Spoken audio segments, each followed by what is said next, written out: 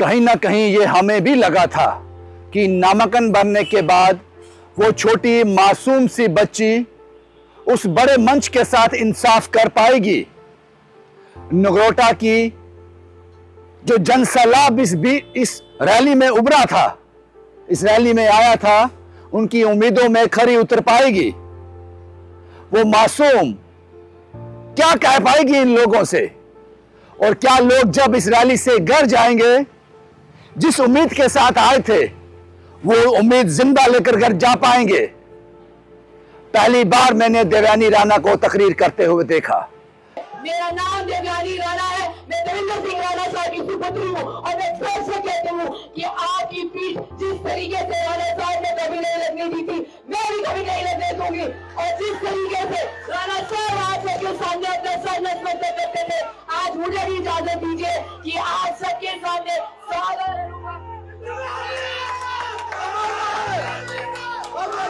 शायद ये सियासी पहली तकरीर थी देवयानी राणा की। इसको अगर मैं सिर्फ तकरीर तक महदूद रखूं तो ये नाइंसाफी होगी। वो एक दहाड़ थी, एक शेरनी की दहाड़ थी। तो सारे ने पूरे जम्मू कश्मीर की तस्वीर है कि अगर कोई अगर राणा साहब का परिवार है और नगरोटा का परिवार है और नगरोटा राणा साहब का परिवार है, नगरोटा राणा साहब का परिवार है, तेरे नगरोटा राणा साहब का परिवार होगा। ये उम्मीद नहीं की थी देवयानी राणा से कि वो उस पिच पर बोलेगी, उस अंदाज में बोलेगी।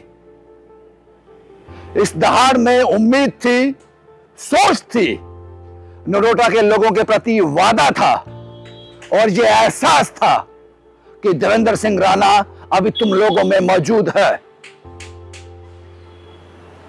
और यकीनन ये दहाड़ जो थी उनके विरोधियों के लिए भी थी, क्योंकि मुझे नहीं लगता मेरे जीवन भर में एक और ऐसा इंसान आएगा जो ये कभी नहीं पूछेगा कि तुम्हारे नाम क्या है, तुम्हारा ताल्लुक क्या है, तुम्हारी जाति की है, तुम्हारी बिरादरी की है, और सिर्फ एक ही बात पूछते हैं तुम्हारा काम क्या है। मुझे छोटी बच्ची समझने की भूल मत करना।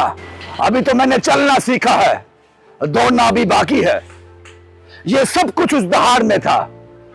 और यकीन मानिए, जब देवयानी राणा मंच पर खड़ी हुई बोलने के लिए, वो पल, वो क्षण जो लोग उनको सुन रहे थे, उन सबको हैरान कर दिया गया। वो सब हैरान थे कि ये वाणी जिस मुख से निकल रही है, कहा जा सकता है छोटी बच्ची नहीं रही देवयानी राणा। नगरोटा के लोग जब इस रैली के बाद, देवयानी राणा को सुनने के बाद जब घर गए होंगे, तो अभी भी चर्चा हो रही होगी कि देवेंद्र सिंह राणा अभी जिंदा है देवयानी राणा के रूप में। यकीन मानिए, आपको वो स्पीच एक बार अगर आप सुन लेते, जिस तरह से मैं रिएक्ट कर रहा हूं, आप भी इसी तरह से रिएक्ट करते। और जिन लोगों ने ये स्पीच वहां बैठकर सुनी है, ये स्पीच संपन्न हुई, ये तकरीर संपन्न हुई नारों की गूंज के बीच।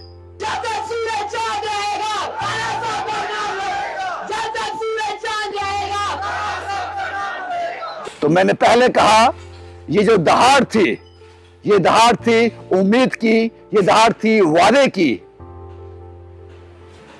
ये दहाड़ थी एहसास की कि देवेंद्र सिंह राणा जिंदा हैं। और अपने विरोधियों के लिए दहाड़ थी कि मुझे हल्के में मत लेना, मैं पूरे जोश के साथ, पूरी ताकत के साथ पंजा मारूंगी। कुल मिलाकर कहा जा सकता है कि नगरोटा कॉन्स्टिट्यूएंसी के लोगों की उम्मीदें अभी बरकरार है। शुभम कुमार के साथ Ravindra Singh, the state sentinel के लिए।